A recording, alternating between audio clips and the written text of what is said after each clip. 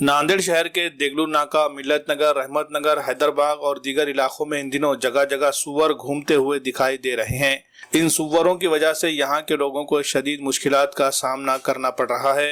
इनकी वजह से पूरे इलाके में न सिर्फ गंदगी फैल रही है बल्कि आए दिन सड़कों पर हादसे भी हो रहे हैं। अचानक किसी गली से सुअर निकल आता है और तेज रफ्तार आ रही गाड़ी से टकरा जाता है, जिसकी वजह से हादसे हो रहे हैं। इन सुअरों की वजह से लोग काफी परेशान हैं। लोगों की इसी परेशानी को दूर करने के लिए साबिक डिप्टी मेयर मसूद अहमद खान और साबिक कारपोरेटर सैयद शेर अली ने चंद रोज कबल नांदेड़ म्युनिसिपल कारपोरेशन के कमिश्नर से मुलाकात की थी और उन्हें सुअरों की बढ़ती हुई तादाद की वजह से लोगों को पेश आ रही मुश्किलात के बारे में मालूमात देते हुए इन्हें ठिकाने लगाने के लिए फौरी कार्रवाई करने का मुतालबा किया था।